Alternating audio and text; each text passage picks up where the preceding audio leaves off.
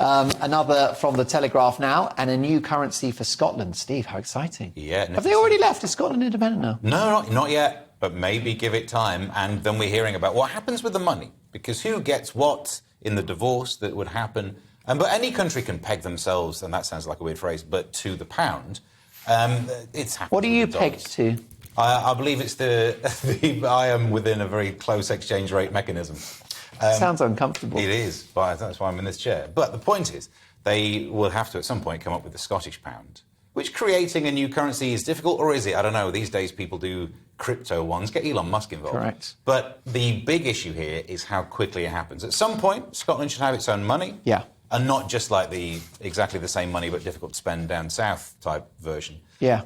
But the point is, she said there's no timescale, no fixed timescale on when they would replace sterling, which then means how do you debate, how do you plan, how do you work out how things are going to go economically for you?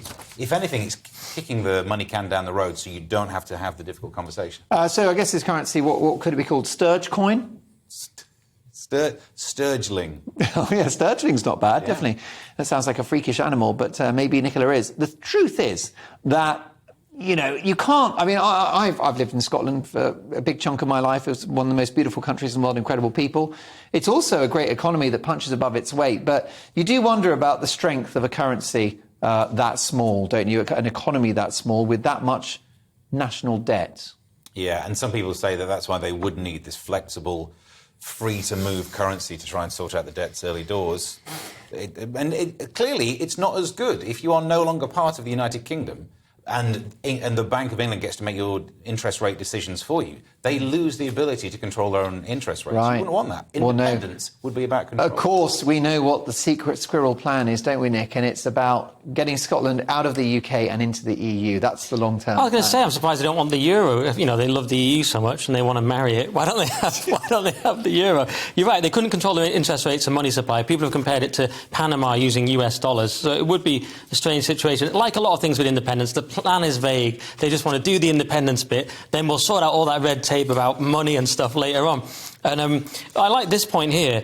Someone warned that they would need a separate currency not linked to sterling in order to pay the country's multi-billion-pound balance of payments deficit. There is that. And that was a point made by Ronald McDonald, who is still much less of a clown than Sturgeon. Just wanted to say that. This is Ronald McDonald from the Adam Smith Business School. Sounds quite sound. You both spent time in Scotland as performers at the Edinburgh Fringe. I'm just wondering whether they could fall back on some other reliable currencies, such as McEwen's 80 or Tunnock's tea cakes. Oh, Tunnock. Oh, imagine the exchange like rate. Stereotype. Yeah, that's it. So you like exchange goods and you go, I've got 6 Tunnock's tea cakes and now they're not even squashed at the top. But due to, I mean, that might have to devalue and therefore their millionaire shortbread suddenly becomes billionaire shortbread.